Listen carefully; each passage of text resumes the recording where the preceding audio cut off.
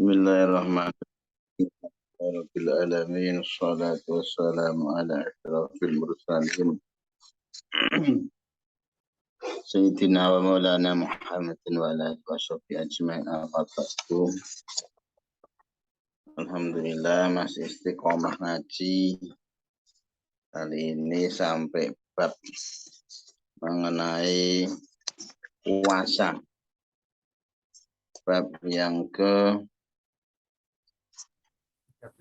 13. Bab yang ke-13 puasa. Bismillahirrahmanirrahim. Qala Allah Ta'ala, Allah Subhanahu wa Ta'ala berfirman, fima hakahu anhu Nabi sallallahu alaihi wasallam. Disampaikan oleh Rasulullah SAW, kullu hasanatin bi asyri amsalihha. Setiap kebaikan itu akan diganjar lipat ganda oleh Allah Subhanahu wa Ta'ala pahalanya minimal 10.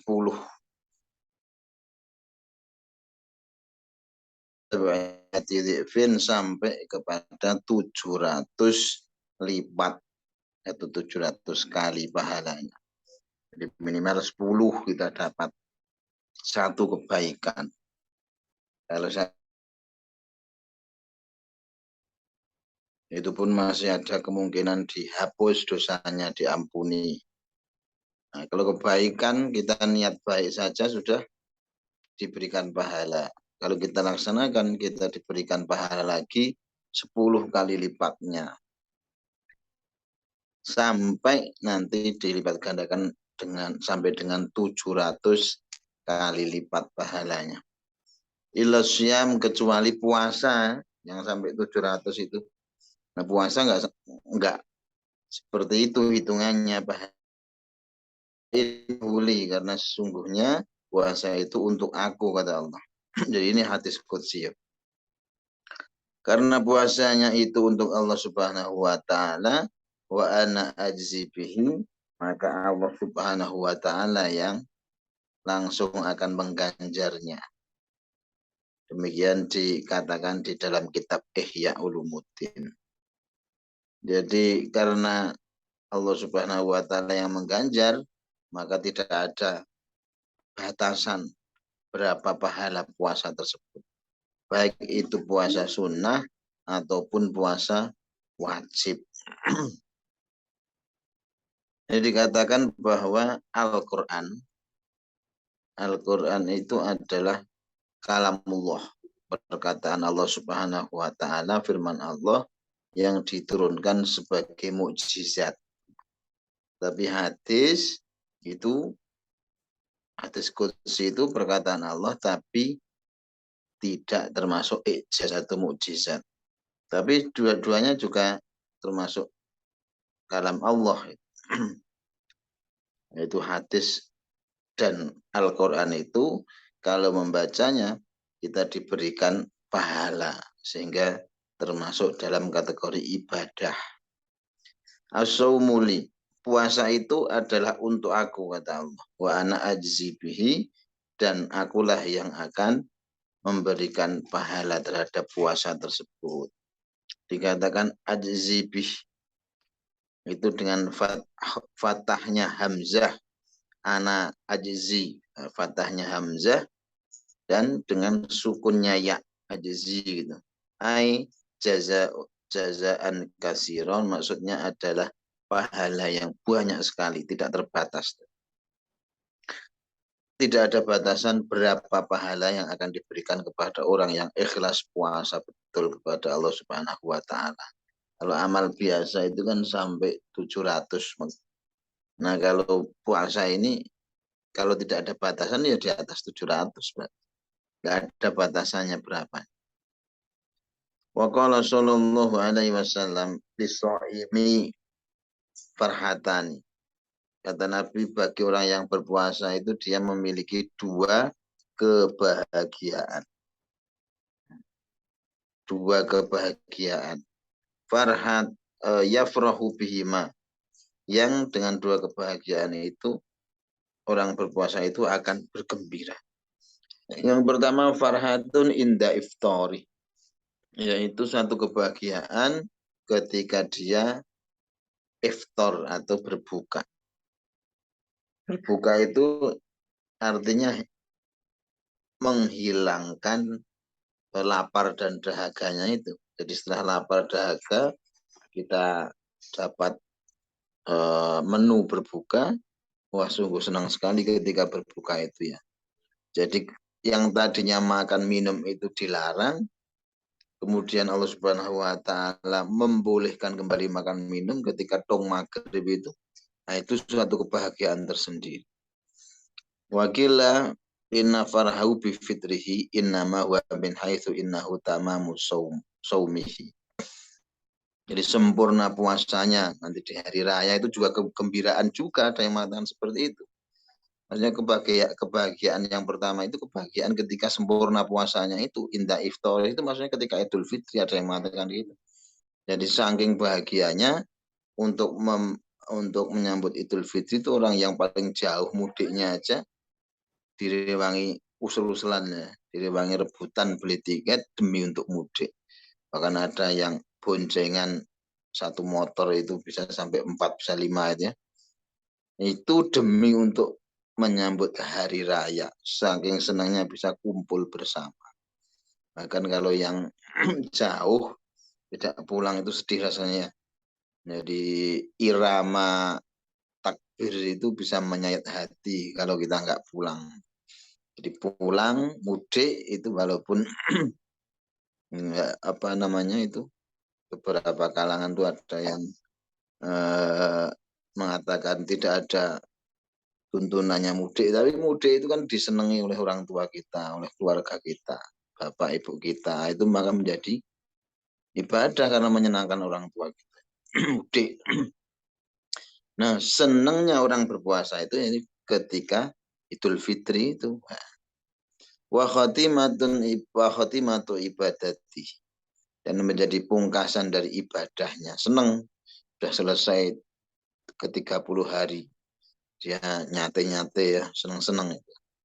Wa takhfifun min rabbih, dan dia senang karena sudah diberikan keringanan oleh Tuhannya untuk menjalankan puasa. Yang bagi sebagian orang puasa itu berat banget ya, berat banget.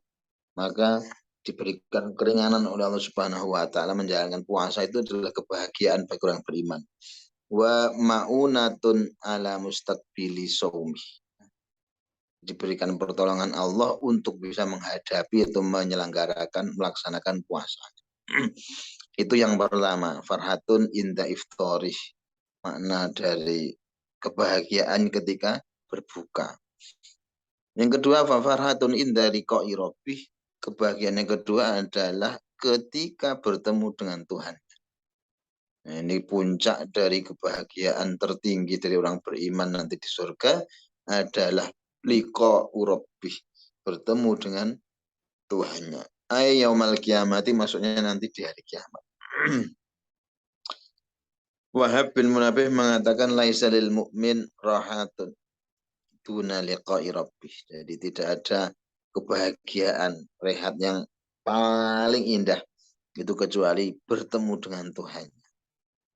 Artinya pahala yang terbesar, ganjaran yang terbesar yaitu adalah an-nadhru ila wajhi rabbih, memandang wajahnya Tuhan. Itu paling besar sekali. Jadi yauma idzin nadhirah ila rabbiha nadhirah di Quran. Pada waktu itu orang yang beriman ahli surga mukanya berseri-seri senang gembira karena bisa melihat Tuhannya. Semoga kita dimasukkan golongan yang ila rabbiha nadhirah itu ya. Wa qala sallallahu alaihi wasallam la khulufu famis shaim atyabu indallahi min rihil miskin. Kata Rasulullah SAW tentang faedah atau fadilahnya orang puasa itu, la khulufu famis shaim,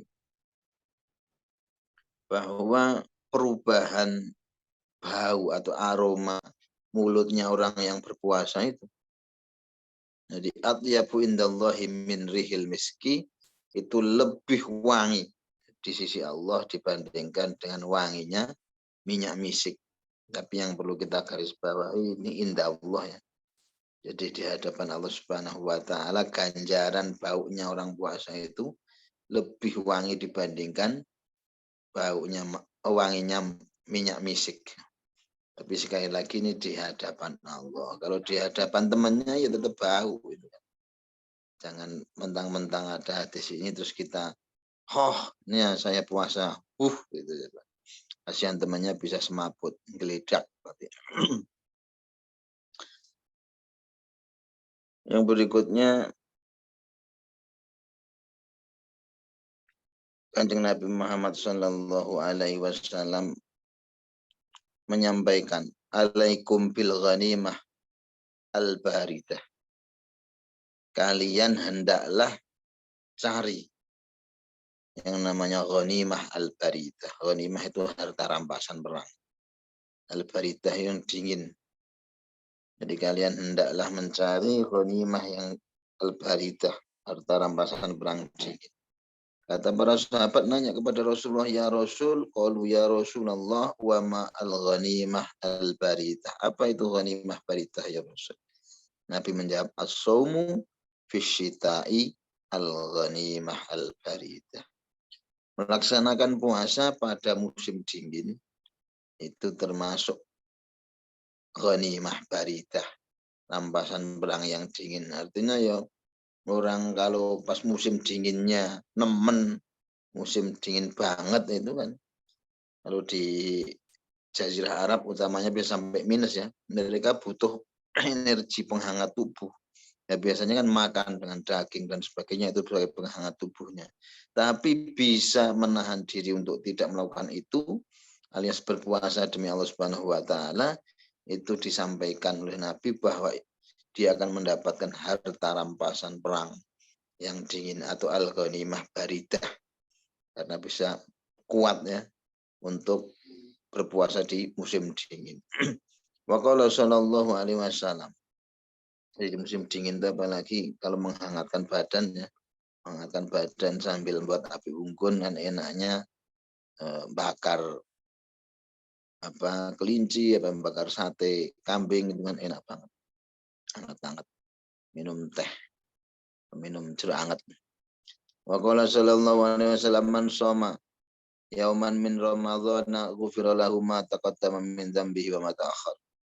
Lanjutkan sebuah hadis dari Rasul, barang siapa yang berpuasa satu hari saja, yauman, satu hari saja, min Ramadhan, dari bulan Ramadan, dari 30 hari, satu hari saja dia berpuasa lillahi ta'ala, ghufirallahu ma taqaddama min dzambi wa ma ta'akhkhar, diampunilah dosanya dari dosa yang pernah dilakukan dan yang akan dilakukan. Tapi dosa kecil ya ini. Fa idza tamma ramadhanu la yuktabu alaihi dzambun ilal haulil akhir. Dan ketika nanti sempurna dia melaksanakan bulan puasa di bulan Ramadan itu genep 1 bulan nutuk, la yuktabu alaihi dzambun ilal haulil akhir, maka habislah catatan dosanya. Tidak akan dicatat sama sekali dosanya sampai tahun yang akan datang.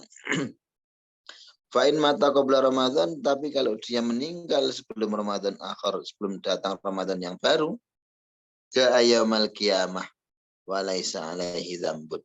Dia akan datang dikumpulkan nanti di hari kiamat dengan membawa catatan amalnya tanpa ada amalan dosa satu saja. Itu pahala puasa Ramadan. Wa qala sallallahu alaihi wasallam, dawuh Kanjeng Nabi Muhammad sallallahu alaihi wasallam, la udzi adzanallahu bis samawati wal ardi an tatakallama la qalata busyra liman shoma ramadhana bil jannah.